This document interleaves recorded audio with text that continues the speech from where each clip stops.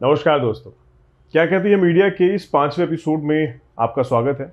आज के इस एपिसोड में हम indiatoday.in और बीबीसी न्यूज़ में छपे लेख के आधार पर ये समझेंगे कि लोकसभा में स्पीकर पद को लेकर खींचतान क्यों चल रही थी और डिप्टी स्पीकर के पद के लिए किसकी दावेदारी बनती है।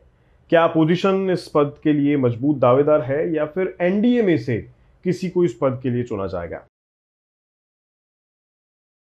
18वीं लोकसभा के लिए ओम बिरला को स्पीकर पद के लिए दोबारा चुन लिया गया है, लेकिन डिप्टी स्पीकर का पद अब भी खाली पड़ा है, उस पर सस्पेंस बना हुआ है। हालांकि 17वीं लोकसभा में भी मोदी सरकार ने डिप्टी स्पीकर का पद खाली ही रखा था, जबकि 16वीं लोकसभा में यह पद एआईएडीएमके के एम थम्बिदुरई को दिया गया था।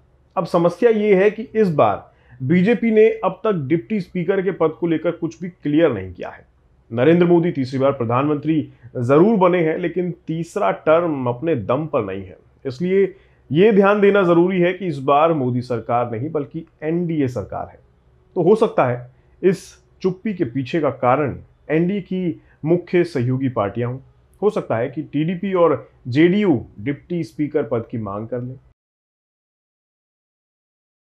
चंद्रबाबू नायडू की तेलुगु देशम पार्टी ने तो भैया साफ साफ क्लियर कर दिया है कि उन्हें डिप्टी स्पीकर का पद हासिल करने में कोई दिलचस्पी नहीं है।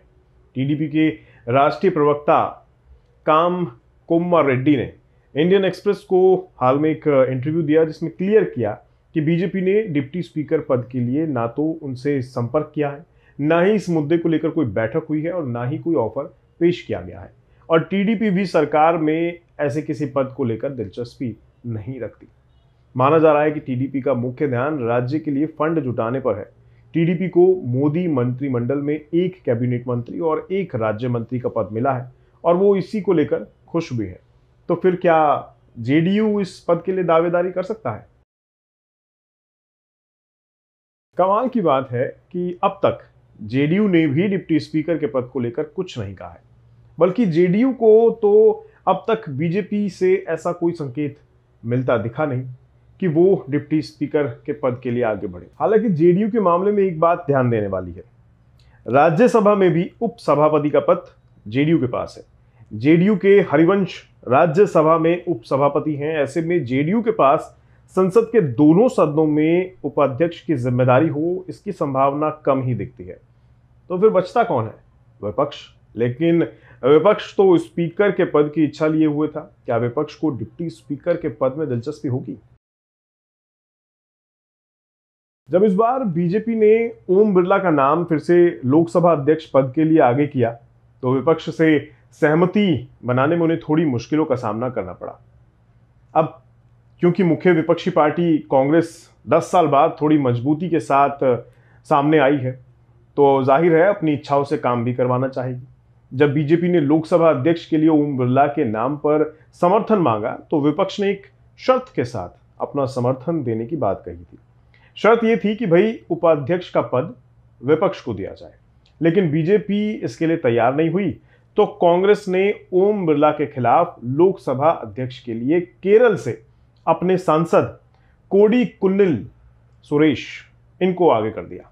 हालांकि ओम बिरला को वॉइस वोट से अध्यक्ष चुन लिया गया, लेकिन उपाध्यक्ष को लेकर अभी भी रहस्य बना हुआ है।